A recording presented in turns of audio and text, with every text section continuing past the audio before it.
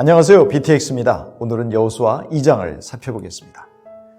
과거에 모세는 이미 12명의 정탐꾼을 40년 전에 보냈었고 그 파송은 실패로 끝났으며 그 결과는 38년 광야에서의 방황이었습니다. 그러므로 아무나 정탐꾼으로 보낼 일이 아니었죠.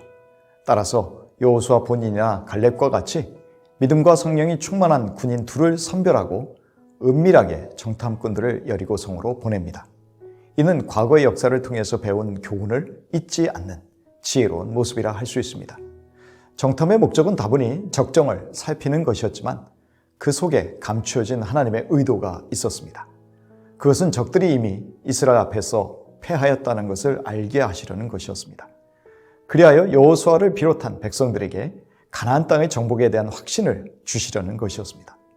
또한 그 가나안 땅 안에 멸망해서는 안 되는 하나님의 백성인 라합과 그 가족을 구원하시려는 목적도 있었습니다. 정탐꾼들은 기생 라합의 집으로 들어갑니다. 당시 기생의 집은 많은 사람들이 드나드는 여관으로서 위치도 성벽에 있어 여리고성을 드나드는 사람들의 정보 수집의 통로였습니다. 따라서 정탐꾼으로 파송된 두 사람은 여리고성 사람들의 생활상과 백성들에 관한 정보를 얻기 위하여 이곳에 들르게 된 것입니다. 하지만 어느새 이스라엘 정탐꾼들의 잠입이 적들의 레이더망에 걸렸습니다. 이 정보는 즉시 왕에게 보고되고 왕은 정확하게 정탐꾼들이 숨어있는 곳을 찾아내어 수색에 들어간 것입니다. 이때 기생 라합은 위기에 처한 정탐꾼들을 숨기고 거짓말로 왕이 보낸 추격자들을 따돌립니다. 라합은 거짓말이 발각되면 죽음을 면치 못할 상황에서 목숨을 건 보험을 한 것입니다. 왜 그랬을까요? 그 내용이 8절부터 11절에 나와 있습니다. 라합이 세 가지로 여리고성과 가나안 백성들이 이스라엘 백성 앞에서 처한 상황을 증언합니다. 첫째, 라합은 이미 가나안 땅이 이스라엘 백성들에게 주어졌다는 것을 안다고 말합니다. 주어졌다라는 히브리어 동사의 시제는 완료태였습니다. 여리고성을 포함한 요단 서편의 땅도 이미 이스라엘 백성의 소유가 되었다라고 말합니다. 즉 미래에 주실 것이 아니요 이미 주셨다라고 확신하는 것입니다. 둘째, 이스라엘 백성에 대한 공포, 두려움이 자기들을 사로잡아 얼어붙게 하였다고 말합니다.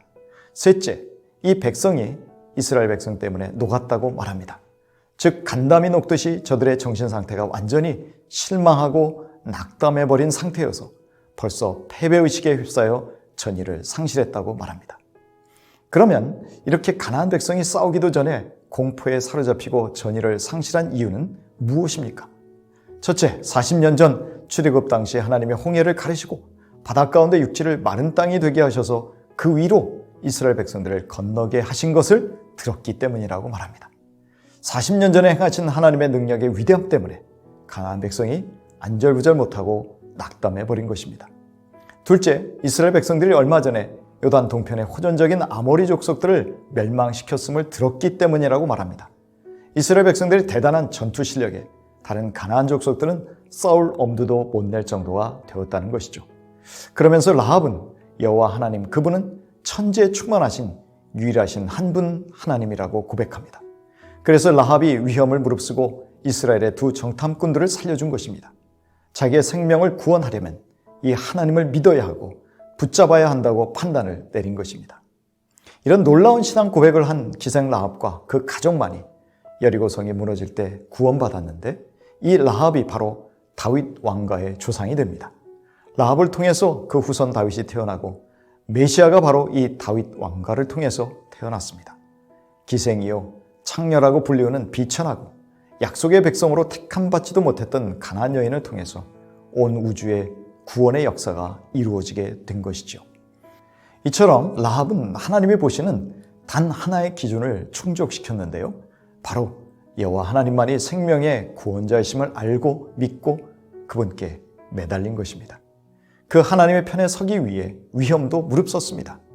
누가 참 하나님이고 누가 참 구원자이시고 생명을 주실 수 있는 분인가를 알고 믿고 믿음의 행위를 보였습니다. 그래서 하나님은 여리고성에 있는 그 한 여인과 그 가정을 구원하시기 위하여 일부러 정탐꾼들을 그곳으로 보내신 것입니다. 하나님은 이렇게 당신이 구원할 자들을 놓치지 않으시는 분이십니다. 이후 정탐꾼들은 여호수아에게 두 가지를 보고합니다. 첫째, 과연 하나님이 가나안 온 땅을 이미 이스라엘에게 주셨다는 것, 둘째, 그 땅의 모든 백성이 녹아서 전의를 상실하고 패배의식에 사로잡혀 있고 공포에 휩싸여 있다는 것입니다.